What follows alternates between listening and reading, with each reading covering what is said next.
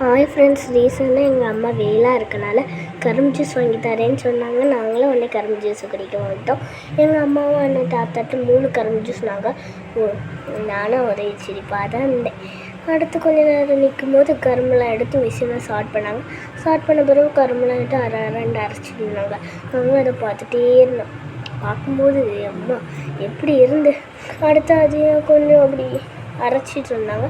அரைச்ச பிறகு கொஞ்சம் அரைச்சிக்கிட்டு எங்களுக்கு ஊற்றி தந்துட்டாங்க.